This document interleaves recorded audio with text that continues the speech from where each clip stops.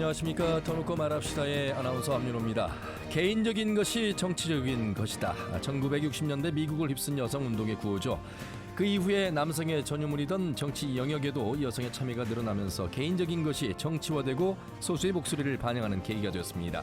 자, 이런 가운데 제22대 총선이 이제 한 달 앞으로 다가오면서 치열한 본선 경쟁이 치러지고 있죠. 하지만 이번에도 후보자 대부분이 남성으로 전국 총선 예비 후보 중 남성이 여성 후보보다 무려 6배가량 많다고 합니다. 전국에도 눈에 띄는 여성 후보가 드문 실정이죠. 그래서 오늘 터놓고 말합시다는 각 당 여성 도의원들과 살펴본 전국 총선과 현안 주제에 대해서 살펴보도록 하겠습니다. 여성의 정치 참여 확대 방안은 무엇이고 또 총선과 정치 현안에서 각 당 여성 의원들은 어떤 목소리를 내고 있는지 말씀 나눠보겠습니다. 터놓고 말합시다는 유튜브에서 실시간 보기와 다시 보기가 가능합니다. 많은 의견도 올려주시길 바라겠습니다. 자, 그러면 본격적인 토론에 들어가기 앞서 도민들은 여성의 정치 참여 확대 방안과 각 정당에 바라는 점은 무엇인지 김세별 리포터의 도민 인서트로 함께 들어보시죠.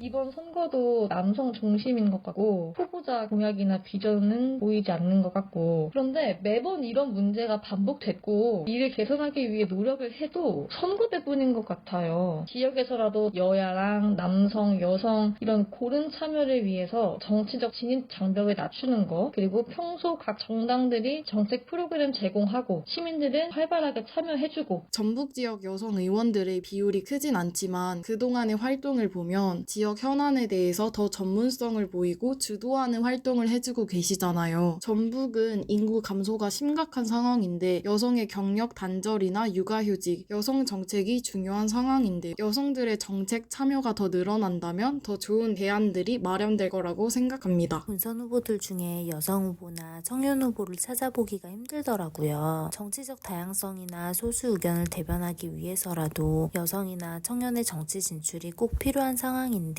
비례의원 한두 분에 그치는 게 정말 아쉽네요. 전북은 소수 정당들은 후보자를 내지 못하는 지역도 많고 현실적인 어려움이 있지만 다양한 후보자들이 도전할 수 있도록 힘써 주셨으면 좋겠습니다. 또 유권자들도 여러 정당들이 발전할 수 있도록 정치에 더 많은 관심을 가져주셨으면 합니다.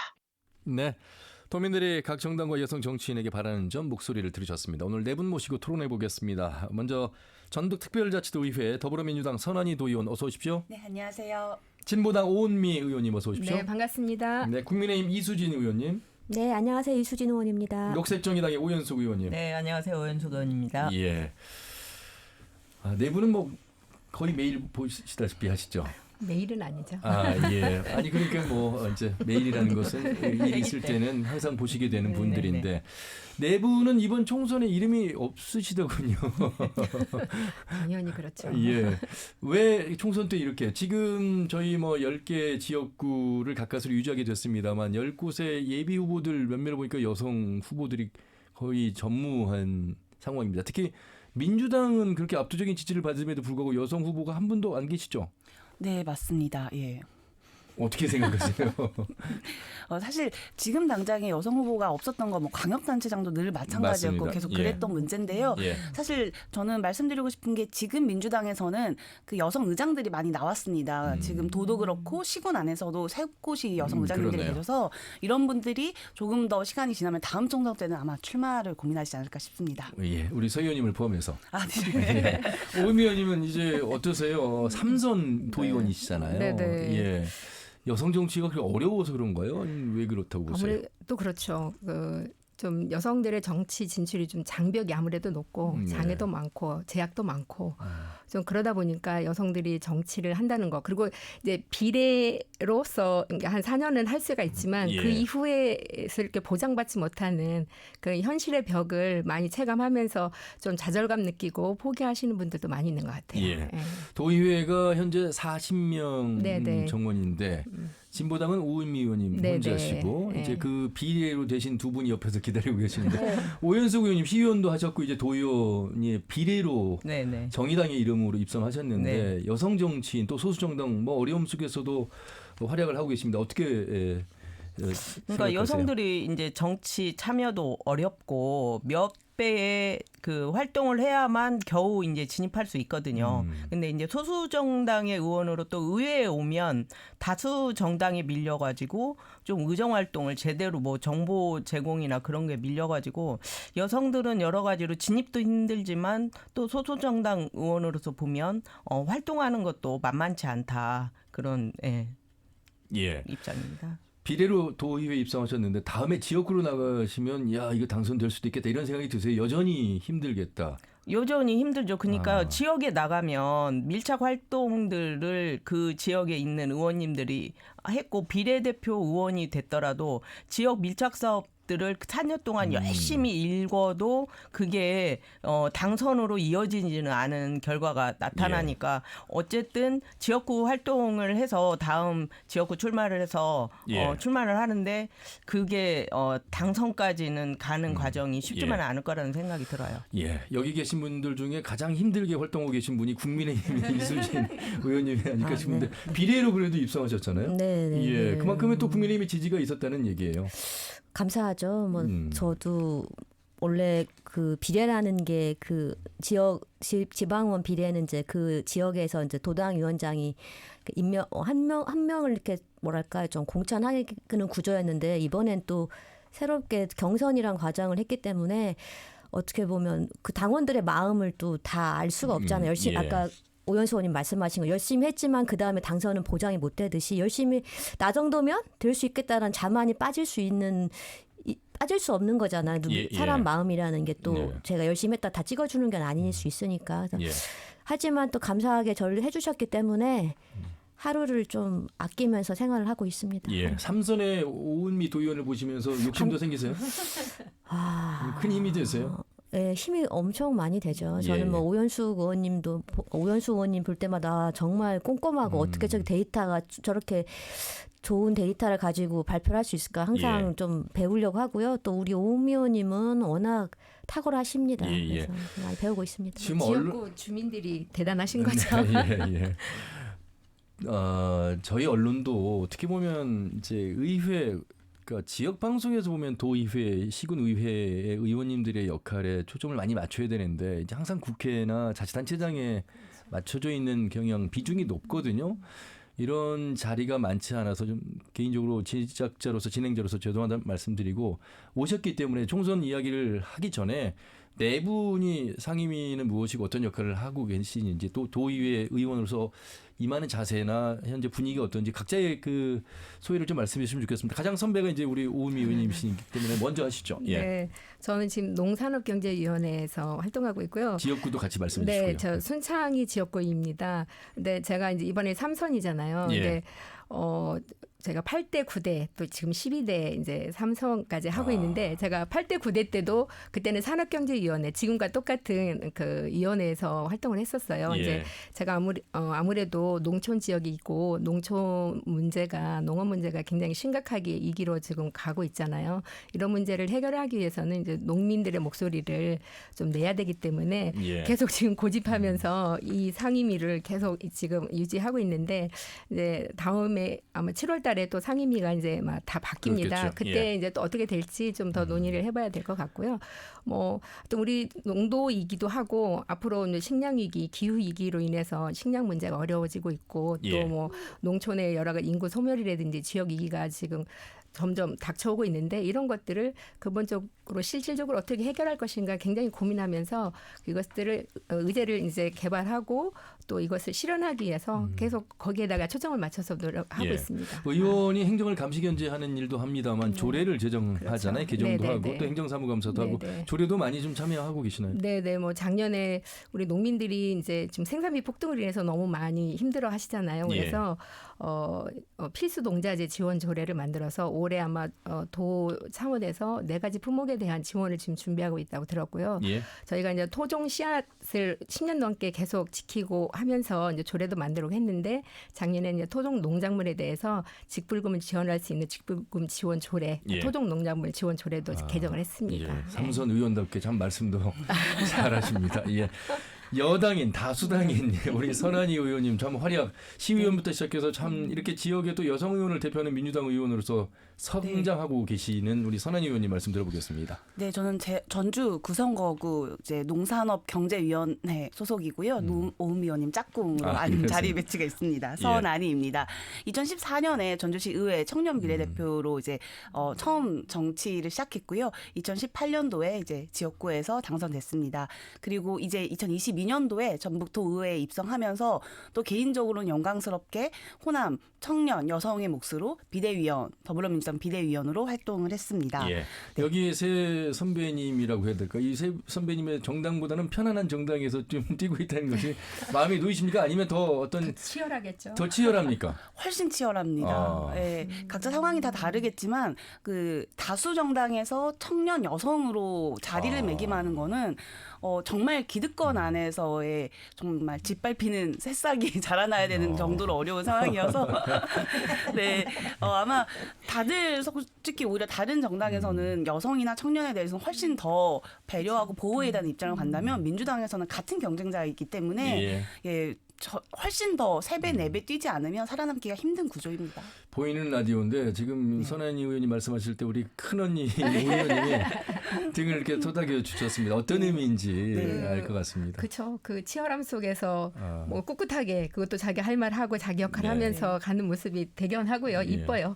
언론인으로서 잘 좀 성장하시길. 그러니까 여기서 제가 제가 유의에 있어서 드린 말씀이 아니라 정말 필요한 인력들이 잘 발전하길 바라는 마음에서 드리는 말씀입니다. 그래서 여기 계신 이제 정치인 선배님들 그리고 이제 언론에서도 청년 의원들이 소신과 신념을 잃지 않게 좀 잘 길을 만들어 주시고 만약 그럴 땐 서슴없이 얘기해 주셔야 저는 그게 훨씬 더 정치 역량에도 도움이 된다고 생각합니다. 네, 아직도 30대인 서 의원님을 바라보는 우리 이수진 오연석 의원님. 자, 오연석 의원님 소개 좀 잘 해주시기 바라겠습니다. 네, 저는 이제 정의당 비례대표로 당선이 됐는데요.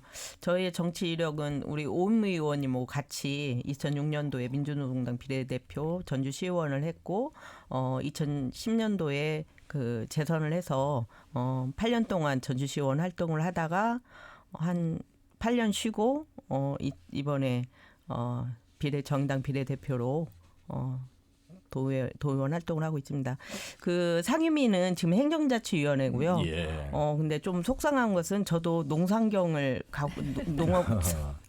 농산경을 이렇게 이제 지원을 했는데 소수정당은 한 명밖에 배치를 못 한다는 거예요.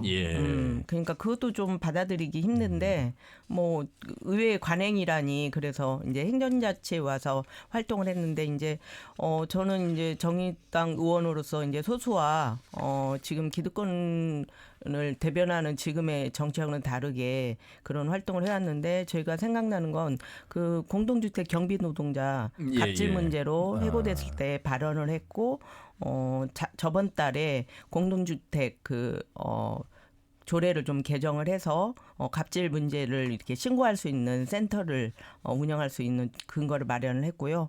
또 한 가지는 이제 의원을 이렇게 징계하고 그런 거를 엄청 싫어하는데 의원 윤리 강령 조례를 개정을 해서 음주 운전에 대해서 좀 세분화해가지고 예전에는 그냥 공개 사과까지 출석 정지까지만 있었는데 제명을 할 수 있게 하고 성희롱 성폭력에 대해서도 제명의 근거를 마련하고 그 다음에 금품 수수에 대해서도 제명할 수 있는 근거를 마련하는 조례를 발의했습니다. 예.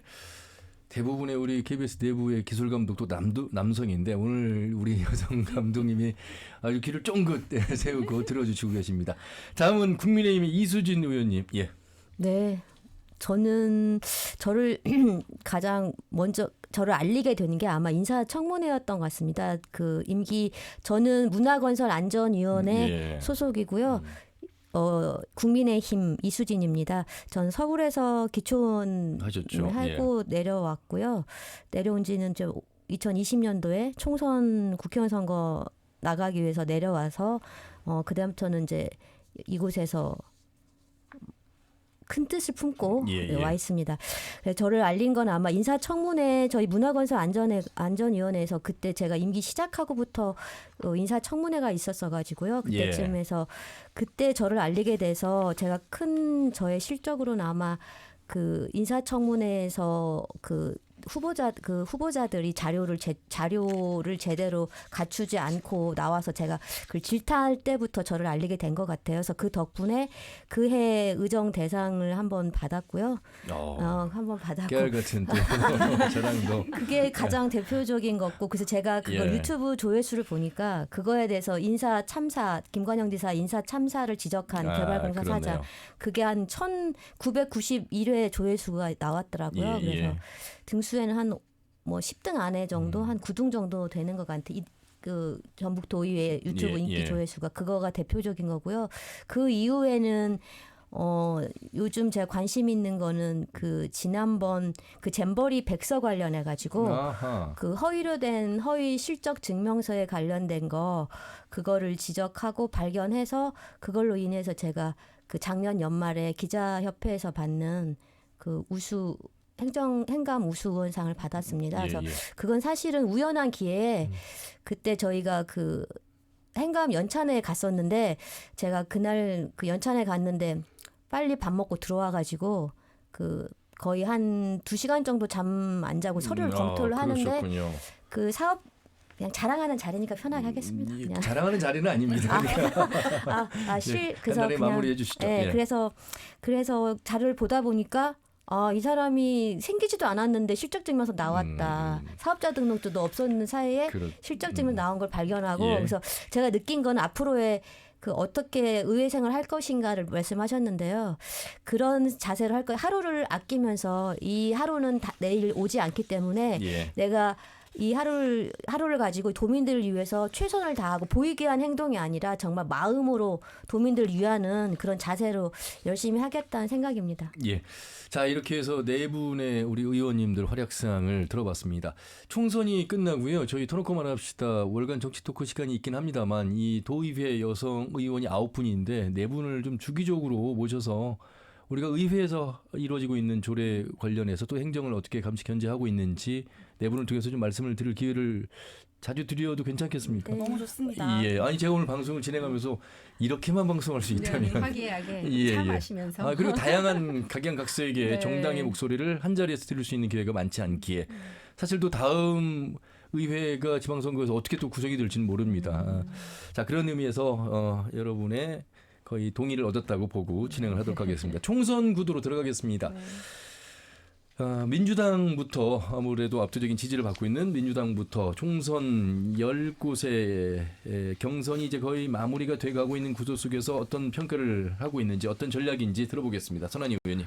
네, 먼저 말씀드리고 싶은 건 아마 청취자분들께 좀 민주당의 의원으로서 죄송하다는 말씀을 먼저 드리고 시작하고 싶습니다.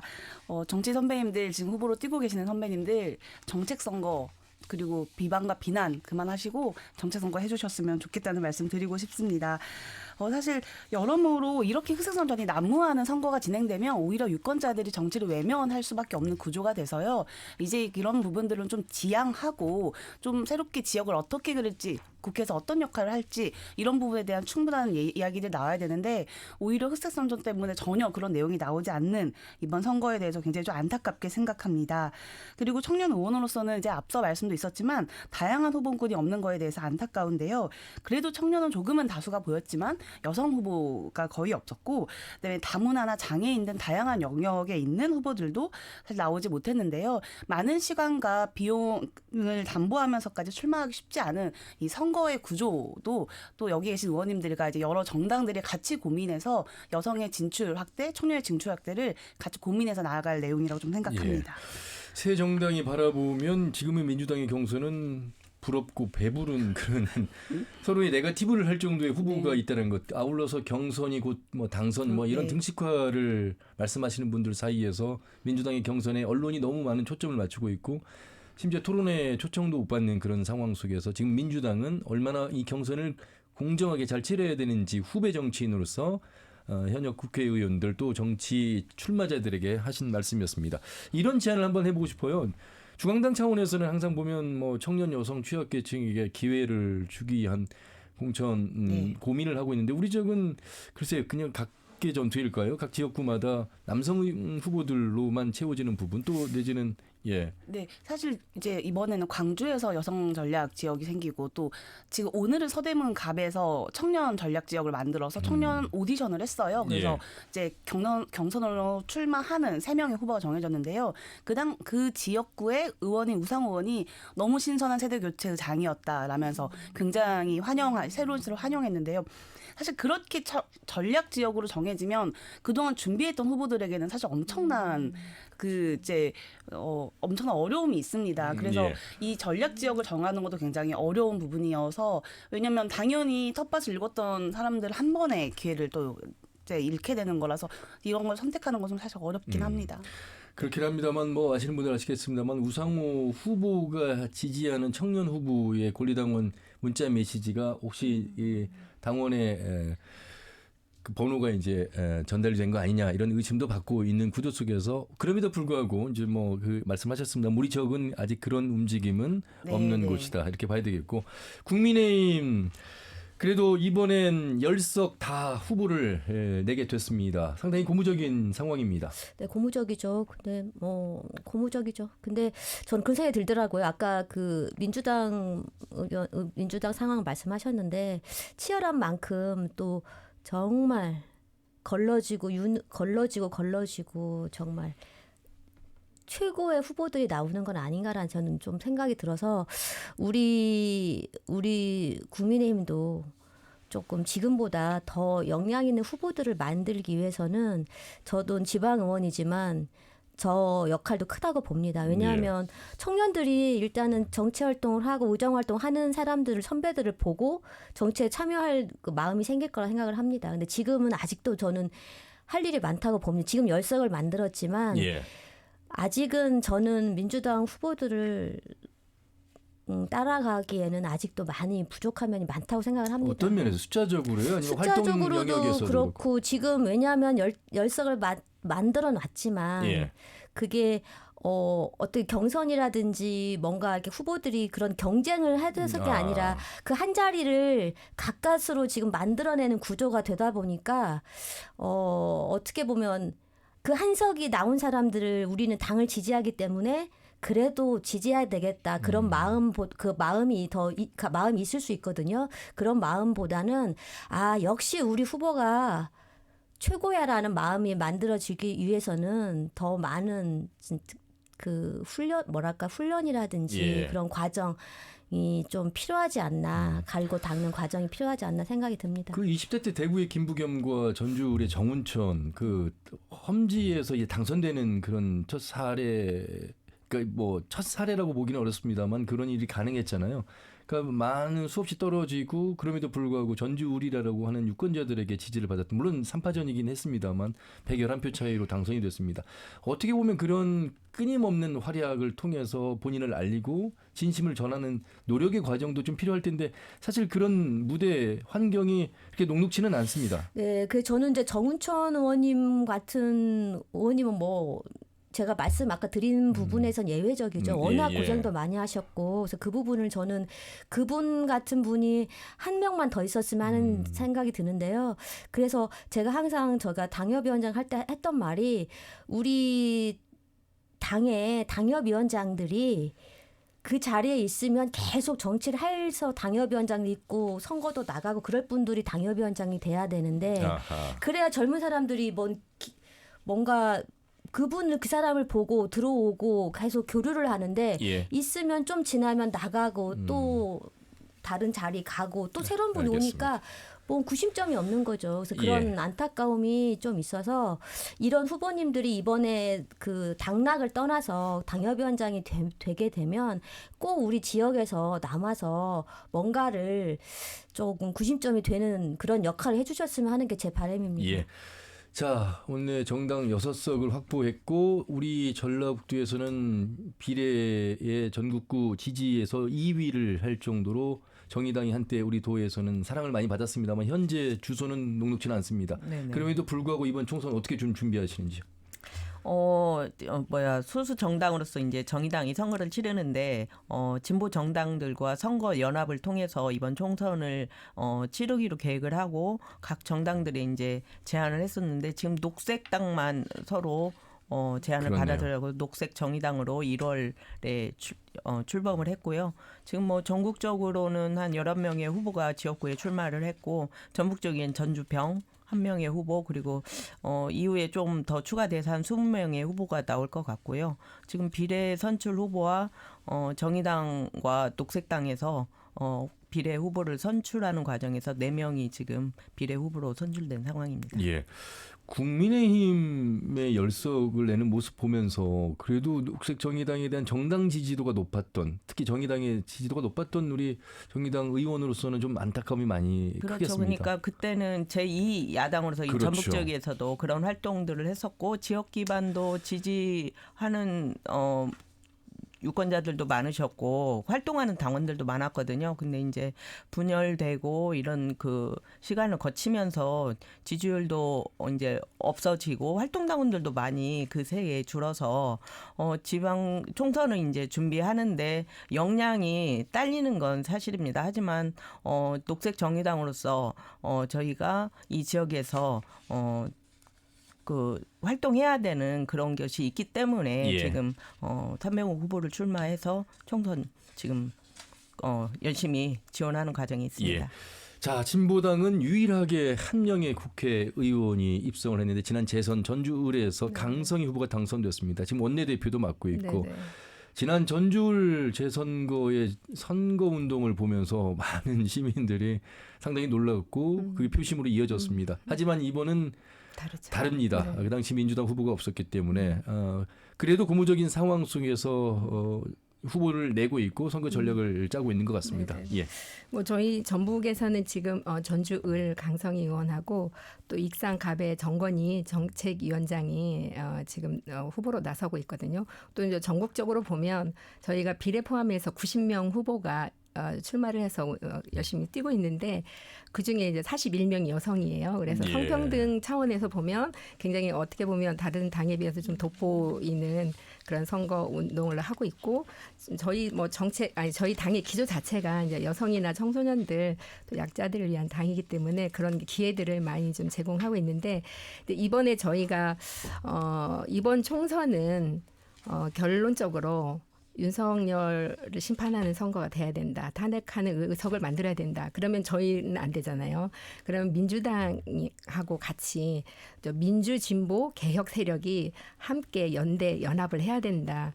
그랬었을 때 왜 그러냐면 우리가 주민들을 만나면서 다니다 보면 정말 가슴으로 울어요. 같이 서로 보면서 예전에 IMF 뭐 또 코로나 시기보다도 더 힘들다. 그리고 예. 희망이 없다라는 거 표현하면서 정말 손만 잡고 우시면서 그러기 때문에 지난번에 우리 전북 특별자치도 그 출범식 때 윤석열 대통령 왔었을 때 강성희 의원이 정말 국정기조 바뀌어야 우리 국민이 불행해지지 않는다라고 했던 것이 바로 주민들을 만나면서 대통령의 그런 마음을 절절하게 전달하고 싶었던 그런 마음이었거든요. 예.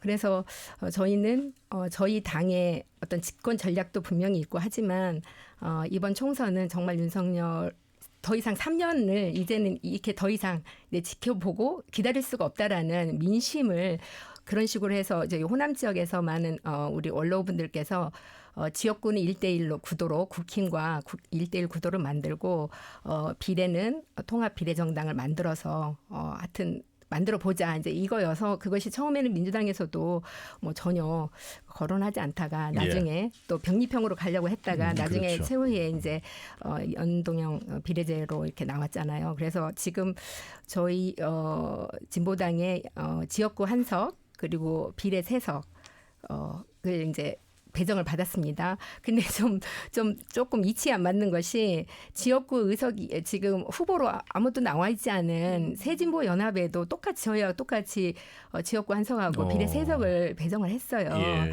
근데 이런 걸 놓고 보고 또 이번에 이제 강성희 의원이 어떻게 보면 지금 윤석열 정권에 맞서서 가장 맞짱 떠서 우리가 이제 이렇게 표현하는 네, 맞짱 네. 떠서 지금 싸우고 있는 이곳에 어떻게 보면 전략 공천을 물론 경선이라는 이제 과정은 거쳤지만 전략 공천을 통해서 이성윤 후보가 최종 당선이 됐는데 예. 좀 그런 걸 놓고 보았었을 때는 조금 아닌 것 같다. 그래서 많은 유권자들께서도 이렇게 말씀하십니다. 99개 가진 사람이 그 맞아 한 개 세워가지고 100개 채우려고 하는 이런 욕심이 아닌가 하는 그래서 이해하지 못한 이런 민주당의 어떤 그런 공천 과정을 보면서 저희도 그렇기 때문에 뭐 작년하고 올해하고 굉장히 다르지만 그래도 민심 믿고 하여튼 이기겠다 그런 마음으로 하고 있습니다. 그 오연숙 의원이 녹색정의당은 전주울 후보가 지금 없죠, 예비 후보가. 네. 예. 그래서 좀 죄송한데 이 세 분께 네. 전주울 구도에 워낙 관심이 많은 우리 청취자분들 위해서 한번 질문을 드려볼게요. 어떻게 결과를 예측하는지 또 지금 왜냐하면 10석에 9석은 이제 민주당 경선이 끝나면 현재 뭐 KBS 전북일보가 공동 조사한 여론조사나 MBC가 조사한 여론조사 물론 이게 이제 선거관리 위원회에 참고가 돼 있어서 보시면 아시겠습니다만 민주당에 대한 지지가 높은 가운데 본선이 어떻게 이제 결과가 나올까? 그래도 전주울이 다자구도 속에서 한번 눈여겨볼 만한 구도가 됐습니다. 사고 지역으로서 전략 공천, 경선 100%로 해서 이성윤 전 서울중앙지검장이 내려와서 이제 3파전의 모습. 물론 무소속과 다른 소수당이 있긴 합니다만 국민의힘 정운천 의원은 20대 지역구 현역으로 당선이 됐고 21대 비례로 갖다 다시 이제 도전하는 거잖아요. 삼선 의원에 어떻게 좀 보세요? 저는 정운천 의원님 그 선거대 전략을 제가 보면 그 다른 후보님들은 그 기자회견을 그 사안이 있을 때마다 보면 이제 저 도의회에 있으니까 보면은 그 무슨 사안이 있을 때마다 기자회견을 많이 하시더라고요. 예. 근데 이제 저도 가끔 우리 정운천 의원님 이럴 때 뭐 일단 국회의원 이번에 의석 10석 뭐 무너진다 뭐 그렇게 됐을 때도 기자회견 이런 걸 안 하시길래 좀 왜 안 하실까라는 생각을 했었는데 이제 제가 그래서 보면 우리 정운천 의원님은 지금 그런 어떻게 보면 그런 그런 것보다는 이게 좀 민심을 다 찾아다니시면서 이렇게 좀 그 깊게 조금 선거운동을 하고 계신 건 아닌가 조금 이렇게 대외적으로 기자회견을 하는 것보다는 사람 한 사람 한 사람 만나가면서 하는 그런 방법을 전략을 세우신 것 같은데요.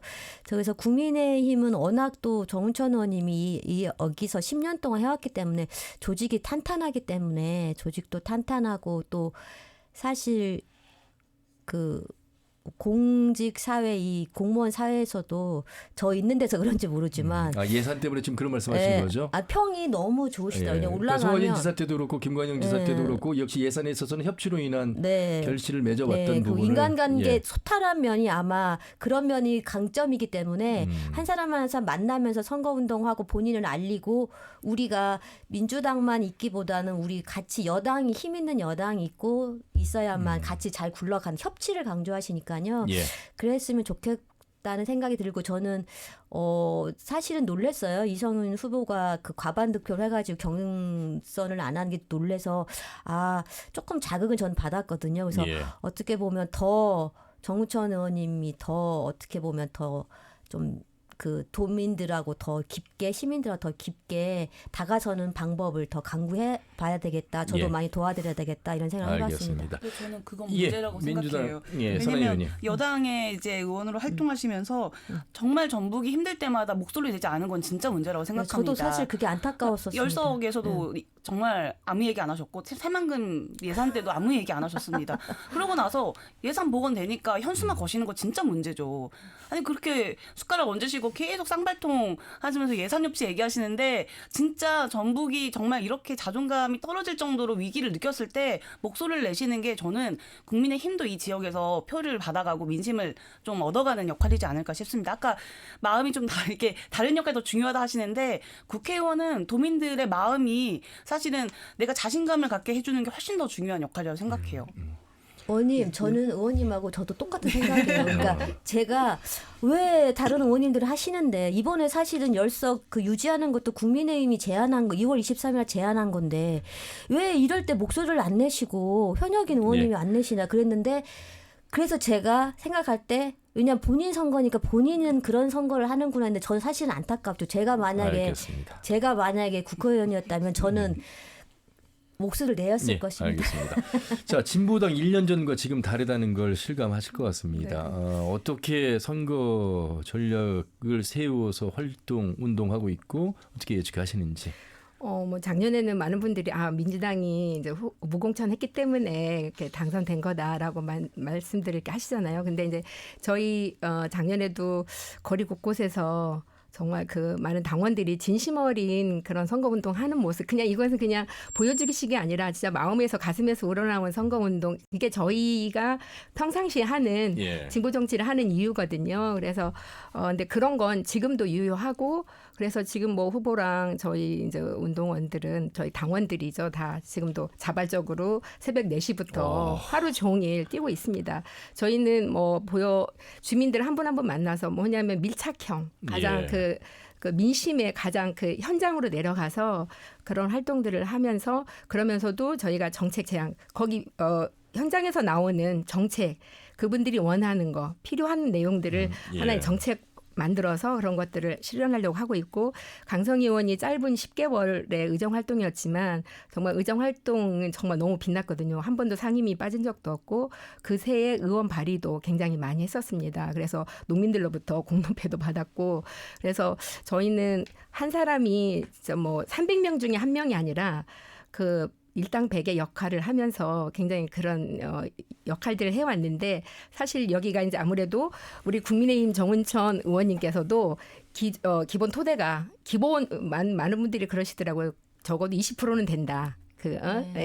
그리고 또 민주당이 뭐 탄탄하지 않습니까? 그러다 보니까 어느 후보가 오더라도 민주당의 후보가 있으면 당연히 일반 주민들은 그냥 나도 민주당이야. 그냥 이런 거예요. 분위기 자체가. 이제 그 속에서 저희가 다시 재선하기 위해서 는 어떻게 해야 되는지 이제 답이 나오잖아요. 그래서 이번에도 저희들은 더 진심 어린 마음으로 다가갈 거고 그리고 왜 또 강성희는 개인이 아니잖아요. 저는 주민 한 분 한 분의 염원과 열망을 담아서 국회에 가서 그 일을 하라고 보내는 거라고 생각하거든요. 그래서 강성희 개인 뭐 출세시키고 하는 선거가 아니다라는 거 우리가 그동안에 품고 왔던 이런 것들을 강성희를 통해서 실현하고자 하는 선거이기 때문에 그런 마음으로 유권자들에게 좀 파고들려고 합니다. 전주 의뢰 지역구 특성상 전주 의뢰 유권자분들의 마음을 예측하기가 쉽지는 않습니다. 그렇죠. 그동안의 선거 이력도 그렇고요. 그런 의미에서 3파전의 구도가 뜨거운 관심이 될 것 같습니다. 자, 민주당에서는 이제 이성윤 전 서울중앙지검장이 이제 후보가 됐습니다. 뭐 공천의 과정에서는 제가 특별히 말씀을 드리지 않겠습니다. 어떻게 보시는지요? 사실 그렇게 되는 과정 자체가 이제 검찰 개혁의 의지가 굉장히 높다라는 게 좀 반영된 표심으로 보면 반영된 것 같습니다. 대부분 사실 저희 민주당에서는 이렇게 이제 후보가 등록되더라도 결선 투표가 갈 거라고 예상했습니다. 전혀 이런 상황은 사실 예측하기 어려웠던 상황이었습니다. 그리고 아까 말씀하시는데 이제 99석을 가진 이제 큰 집이 왜 한석 양보 안 하냐 이런 말씀하시는데요. 정당의 목적은 정권 집권입니다. 우리가 항상 집권하기 위해서 노력하는 게 정당인데 양보하라 이렇게 얘기할 수 없고 민주당은 민주당의 당원 당규상의 문제로 이미 사고 지역이 된 자리에 대해서 공천하지 않았습니다. 이렇게 전이 약속을 지켰기 때문에 이번에도 그렇게 하라고 요구하는 건 저희는 민주당으로서는 민주당 당원이나 전주 의뢰에 계신 유권자분께 신뢰하는 거죠. 오히려 후보를 안 내는 게. 그냥 양보하라는 건 아니시죠? 그렇죠. 저희도 이번에 통합비례정당 제안하면서 전국에 지금 지역구는 6개 지역에서 후보들이 1년 전부터 뛰고 있었어요. 그래서 대부분 수도권만 해도 40개 지역입니다. 40명이 후보들이 다 이제 민주당에 양보한 거죠, 사실요. 이게 뭔가 연대 연합 정신을 살려서 그리고 60명 넘게 전국에서 60명 넘게 후보들이 이제 사퇴를 하고 그동안에 미뤘던 공과 이런 것들을 다 정리하고 이제 전주로 오든지 이렇게 할 겁니다. 근데 이거 어떻게 보면 그런 거에 대해서 이번에 저희가 많은 언론들이나 시민사회단체에서 민주당이 기득권을 내려놓아야 된다. 그래야 모두가 승리하는 선거가 된다라는 거 강조를 했었거든요. 근데 그게 가장 첫 번째 영순위가 어디겠어요. 사실 어떻게 보면 전주을이죠. 예. 근데 민주당으로서는 진짜 전주을에 우리 후보가 없고 어떤 의원이 없다라는 것이 이거 상상할 수 없는 작년에야 어쩔 수 없이 양보했다고 하지만 이럴 수도 있겠지만 전체 우리가 구도를 봤었을 때 전체 발생 그것은 아니라고 생각했다. 민주당의 양보라고 표현하시면 안 된다고 봐요. 그건 민주당이 결정한 사항이거든요. 그러니까 진보당과 양보 이게 아니라 문제가 있는 지역에 우리가 후보를 내지 않겠다라는 그 원칙을 지킨 거죠. 저희는 그걸 자꾸 양보라고 서울에서 표현하시면 예를 들면 서울 같은 수도권 같은 경우에는 100표, 200표 차이로 당락이 결정되잖아요. 예. 그랬을 때 굉장히 그 민주당이 알겠습니다. 그런 불리한 입장이거든요. 예. 그런 놓고 봤었을 때 좀 대의를 가지고 좀 민주당이 뭔가 결정을 했었으면 좋았지 않았나. 여당은 국민의힘입니다. 예. 진행하면서 이렇게 한 패널 분에게 이렇게 미안한 마음이 들기는 처음입니다. 그 대신 미안해서 드리는 질문이 아니라 우리 오연숙 의원님. 비례 한석이 줄어들어서 우리는 10석을 유지하게 됐습니다만 사실 소수 정당에서 비례 한석은 굉장한 손실. 우리 심상정 위원도 말씀을 하셨습니다만 그런 면에서의 어떤 평가 그러니까 이런 선거 제도의 후퇴인 거죠. 그 비례가 있는 이유가 있잖아요. 표의 등가성을 실현하기 위해서 비례대표가 되게 돼 있는데 이 선거구 획정에 대한 문제를 이제 가보면 선거구 획정은 1년 전에 공직선거법에 돼 있거든요. 그러니까는 이 양당 정치가 강화됨으로써 이게 정치가 굉장히 우리나라 정치가 후진적인 거거든요. 전북에 민주당을 지지한다고 하나 유권자들이 민주당에 대한 실망에 저는 척도라고 생각을 하거든요. 그래서 지지율이 민주당이 높아가지고 어쨌든 당선이 되지만 민심들은 민주당에서 많이 이반이 됐다. 그리고 정당이 정책적으로 이렇게 그 후보들을 컨트롤하는 컨트롤 타워가 없는 거예요. 정당 정치라고 저는 이게 보여지지 않아요. 지금 지방 의원들이 총선 후보를 중앙당에서는 이렇게 개입하지 말고 지지하지 말아라 해도 다 지지하고 있거든요. 그리고 권리당원 모집해가지고 이 지방 의원들은 2년 전부터 지방선거 하는 거예요. 총선 후보도 당선시키고 국회의원에 당선시키면 다음 지방선거에서는 공천받고 완전히 지방선거에 그 당선되는 거나 마찬가지의 효과를 가지거든요. 이야기는 민주당을 향한 이야기이신 거잖아요. 지금 다른 정당들은 그런 상황이 안 되기 때문에. 그렇죠. 그러니까 비례 의석을 하나 줄이는 야합을 하는 것 자체가 저는 국민의힘이나 민주당이나 똑같은 역할을 한다고 봅니다. 301석으로 했으면 됐어요. 안 받아서 문제인 거죠. 301석이었으면. 아니 그러니까 이걸 선거구 획정을 결정하는 주도권을 지닌 당이 양당이잖아요. 그 자연스럽게 우리 오연석 의원님이 말씀을 꺼내주셔서 이제 총선을 앞두고 지방 의원들이 어떤 역할을 하는지 특히 이 질문은 아마 민주당을 향해서 더 많은 관심이 쏠리고 있는 것 같은데 권리당원 50%와 국민 여론조사 50%잖아요. 그 권리당원들의 역할이 굉장히 크고 그 권리당원들을 조직적으로 관리하고 또 함께 현장에서 접근하기가 좋은 분들이 이제 시도의원분들이신데 국회의원을 뽑는 총선에 지역위원장 내지는 당협위원장을 맡게 되는 국회의원 현역들과의 관계 속에서 줄 세우기 이런 이제 비판을 받게 되잖아요. 민주당 실제로 어떠세요? 시도의원을 해보셨으니까. 사실 그 이전에 이제 그러니까 이번에 중립 의무의 규정이나 이런 거 내려온 거는 원래 항상 내려옵니다. 예를 들어 저희가 대선 때도 항상 이낙연 후보, 이재명 후보, 정세균 후보 할 때도 항상 내려오는 지침인데요. 그러니까 내가 공천권을 가지고 있으니까 나를 노하하는 건 줄 세우니까 문제입니다. 근데 이렇게 선출된 의원들이 자발적으로 누군가 지지하는 것도 중립화라고 하는 건 말이 안 되는 거예요. 왜냐하면 저희는 당 정체성에 혼란이 있거나 아니면 문제가 있는 후보들이 있다면 오히려 의원으로서 지지할 수가 없는 거죠. 그리고 정치는 혼자 하는 거 아니고 결국 연대해서 함께하는 과정에 이 지역의 비전과 가치를 같이 고민하는 사람은 지지할 수는 있다고 봅니다. 그런데 그리고 이전과 다르게 지금은 공천심사위원회에 시민사회나 여러 가지 많은 의원들도 들어가 있고 또 시도의원들이 경쟁력이 있으면 오히려 총선의 후보자들이 시도의원한테 더 도움을 받으려고 노력하겠죠. 그리고 경쟁력 있는 시도의원들은 당선이 또 그 다음에 지방선거 당선이 가능한데요. 너무 계속 민주당을 너네 줄 세우기 때문에 저렇게 하는 거 아니야? 근데 그런 거보다 전반적으로 전라북도 안에서 좋은 후보가 되어야 민주당이 욕을 덜 먹습니다. 그런 과정에서 활동을 하는 걸로 좀 봐주셨으면 좋겠고, 만약 줄 세우기, 공천을 문제로 줄 세우기 하는 후보들이 있다면 그건 신고센터에 신고해서 적절하게 저희가 경고 조치나 주의 조치를 그러니까 줄 하는 거죠. 세우기라는 표현이 조금 네. 조금 거슬려서 그렇게 표현을 하시는 것 같은데요. 하도 이런 폐해가 있으니까 지방의원들 정당 공천제 폐지하라고 유권자들은 그렇지 않습니까? 그러니까는 문제점이 계속 일어나고 있는 거예요. 그건 민주당 입장에서 바라보는 그런 건강하게 바라보는 거고, 유권자의 입장에서는 이 지방의원 공천제를 아예 없애라는 거예요. 그래서 그러면은 그 공천제가 없어지면 내가 지방의원이면 정당이 같지 않은데 정말 건강한 후보를 지원하고, 그러면 저는 그게 그 말이 옳다고 정당 생각해요. 활동하는 사람이 어떻게 다른 정당을 지지하니까 좀 후보 아니 정당 공천제를 정당 없애면 없애면 그럴 수 있다. 그러니까 네. 지금의 상황에서는 어쨌든 네. 말이 줄 세우기지 진짜 건강한 후보를 지원한다는 게 그냥 역으로 표현하면 그렇게 표현할 수 있다는 실제로 거죠. 이제 어느 지역에서 이번에 어저께 이제 기초의원들이 그 기자회견 했잖아요. 왜 열심히 운동 지지 안 하고 있냐. 그래서 나중에 뭐 공천에 대한 여러 가지 이제 뭐 협박도 하고 겁박도 하고 했대는데 그게 또 현실인 것 같아요.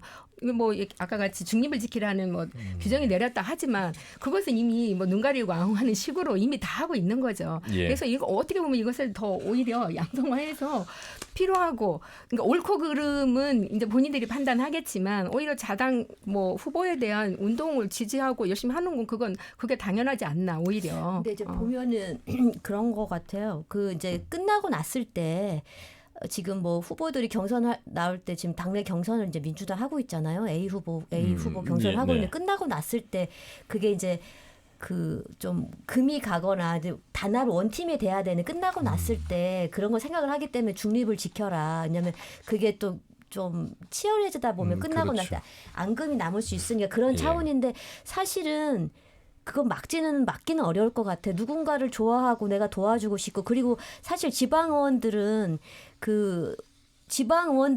그렇잖아요. 왜 남성들이 더 많이 되는 이유가 민원을 해결하는 민원 해결사의 역할을, 예전에도 그 구의원들 보면은 민원을 해결하는 일들이 많기 때문에 보면 늦게까지 어울리고 만나고 그리고 뭐 이렇게 하다 보니까 남성들이 이렇게 유리한 구조가, 지방의원들은 약간 그런 구조로 돼 있어서 국회의원을 바라보는 구조하고 이 지방의원들을 바라보는 게 좀 다르게 보고 있거든. 뭔가 이렇게 뭔가 해결사 노릇을 해야 되고 이런 게 되다 보니까 지방 조직들, 지방 그 도민들하고의 그 친밀도가 있기 때문에 그 예. 조직 관리를 하기 때문에 그런 역할들을 어떻게 보면은 하게 되고 되는 건데, 그걸 누군가를 지지하는 건 너무 자연스럽게 되고, 그리고 사실은 공천권이라는 게 공당에서는 공천이라는 거에 의해서 선거가 이루어지기 때문에 그거를 지금 중립 의무를 지키라는 거는 어느 정도 선을 이렇게 나중에 끝나고 나서의 그런 틈을 조금은 와야 되거나 뭐 이렇게 좀 격렬해지면은 나중에 좀 앙금이 예. 뭉치기가 쉽지 않을 것 같으니까 그런 나름의 뭐랄까 좀 권장하는 거를 수 있는데요. 저는 그게 어떻게 보면 정당 정치는 자연스러운 거라 생각을 하고 끝난 다음에 예. 승복하는 모습만 이루어진다면 그거는 뭐 자연스럽다 생각을 합니다. 저는. 결국 이 지방의원 줄 세우기는 민주당에게만 해당되는 상황인 것 저도 같습니다. 줄을 저희들도 적지만 나름의 보이지 않는 줄은 있습니다. 예. 아니 좋은 의미에서 예. 줄좀 섰으면 좋겠어요. 예, 각 정당을 지지하는 뭐 모습 속에서 건강하게 또 합리적으로 생각하길 바라겠습니다. 자, 오늘 전북특별자치도의회 각 당 여성 의원 4분을 모시고 전북의 여성 정치 현실 그리고 총선을 바라보는 현안에 목소리를 듣고 있습니다. 이제 어느덧 마무리를 해야 되겠는데요. 저희가 총선 이후에도 계속 주기적으로 이 4분 모시고 여러분들께 의회 또 여성 정치의 역할에 대해서 말씀을 나누는 자리를 마련하겠다는 말씀을 드리겠습니다. 자, 국민의힘 이수진 도의원, 녹색정의당 오연숙 도의원, 더불어민주당 선환희 도의원, 그리고 진보당 오은미 도의원 함께하고 있는데요. 마무리는 그래도 여당인 국민의힘 예, 원래 그렇게 순서가 그렇대요. 네. 예. 저는 아까 뭐 선한희 의원님, 오연숙 의원님, 오은미 의원님 다 말씀하시는 건데 가장 중요한 거는 사람이 중심을 잡아야 된다고 생각을 합니다. 그래서 어느 정당의 말을 하든 다른 정당이기 때문에 반대를 해서는 안 된다고 생각을 합니다. 그래서 좋은 의견은 받아들이고 그렇게 생각을 하거든요. 그래서 그런 마음을 가지고 열린 마음으로 가져야 된다고 생각을 하고요. 선거 전략은 저는 열심히 하고 도민들에게 다가서는 걸로 하고, 우리 또 한동훈 지금 그 비대위원장은 하는 게 당원들 중심이 아니라, 저희가 이번에 그 필승대회도 3월 1일에 하긴데 내려오지 않은 이유가 그 당원들을 만나는 것보단 도민들에게 다가서는 예. 전략을 하기 때문에 앞으로 도민들에게 더 다가서는 모습 보이면서 성실하게 하루하루 선거운동해 나가겠습니다. 예, 많은 지지 부탁드립니다. 네, 국민의힘의 이수진 도의원이었고요. 민주당의 선언희 도의원. 네, 민생은 민주당입니다. 이번에 총선에 정말 많은 저희 정책 공약들 많이 준비했는데요. 저희 사실 이번에 어르신 경로당 주 5일제 식사 제공이나 그리고 간병비를 이제 책임지고 지급하겠다는 부분, 그리고 국민들에게 교통 패스 카드 3만 원, 이제 이런 여러 가지 민생 공약들이 있으니까요. 공약들 잘 살펴봐 주시고 민주당에 대한 많은 관심 부탁드립니다. 예. 상당히 마무리 말씀을 짧게 하시네요. 저는 좀 길게 하실 줄 알았는데. 자, 다음 정당은 녹색정의당의 오연숙 의원입니다. 거대 양당이 강화되고 국민들은 어디에 기댈지 진짜 너무 마음이 아프게 국민들이 지금 이 시기를 보내고 있는데요. 공천 갈등이 심해질 때마다 국민들의 실망감은 더 높아지고 있고, 그리고 양당은 기득권을 놓지 않으려고 그 권력을 누리려고 공천권을 휘두르기도 하고 선거 제도를 후퇴시키면서까지 선거구 획정이나 그런 것을 하고 있습니다. 녹색정의당은 가치와 연대, 그리고 거대 양당에 계속적으로 반대해왔던, 그리고 녹색당과 정의당이 합해서 녹색정의당으로 출범해서 이번 총선을 치르고 있습니다. 항상 말하는 것이 전라북도도 마찬가지지만 개발, 그리고 대기업, 기업 유치, 그 속에서 민생에 대한 그런 공약들은 미약하기만 합니다. 그래서 우리 녹색정의당이 앞장서서 소수와 약자를 대변하는 그런 총선을 하겠습니다.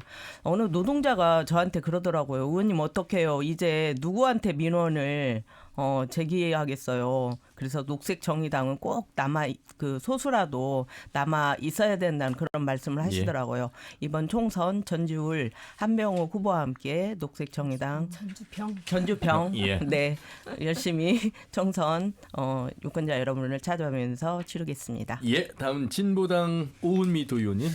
네, 지금 이전 투구하고 있는 각 정당들 또 후보들 과연 당선돼서 뭘 할 것인가, 또 다수당이 된들, 또 대통령을 만들어준들 그동안 뭐 했어요.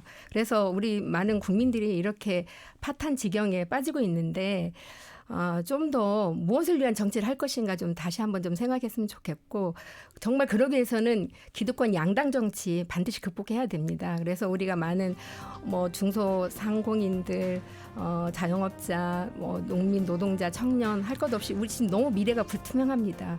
이게 다 모든 것이 어떻게 보면 우리 국민들은 너무 열심히 살아가는데 정치가 다 그렇게 모든 것을 어렵게 만들었잖아요. 그래서 이번 선거를 통해서 정말 제대로 된 일꾼을 좀 뽑아야 될 것 같고, 그러기 위해서는 우리 전라북도에서는 어떤 민주당의 어떤 일당 독점 해왔던 일방의 이 정치부터 극복돼야 된다. 우리가 이제 그런 말 있지 않습니까? 고인물은 썩는다. 이것은 자연의 법칙입니다. 그래서 우리도 진보당과 또 우리 국민의힘 또 녹색정의당이 같이 민주당과 같이 견제하면서 싸우면서 그런 모습을 견제하는 모습을 같이 주민들이 만들어 주셔야 됩니다. 그랬었을 때 정치가 개혁이 되고 그 개혁은 곧 국민들의 행복으로 미래로 연결되리다고 생각하고요. 그 길에 꿋꿋하게 저희 진보당은 지금까지 그래왔던 것처럼 앞으로도 그렇게 가려고 합니다. 알겠습니다. 네. 오늘 내부 말씀 잘 들었습니다. 우리 청취자 여러분, 유권자 여러분은 마음의 준비를 하고 계시는지요? 저희 KBS와 함께 하시면서 선택하시기 바라겠습니다. 자, 오늘 여기서 마무리하겠습니다. 네 분 말씀 잘 들었습니다. 고맙습니다. 네, 고맙습니다. 네, 녹색정의당의 오현숙 도의원, 더불어민주당 선한희 도의원, 진보당 오은미 도의원, 국민의힘 이수진 도의원과 함께했습니다. 터놓고 말합시다는 다음 주 일요일 오후 5시 5분에 인사드리죠. 함윤호였습니다. 고맙습니다.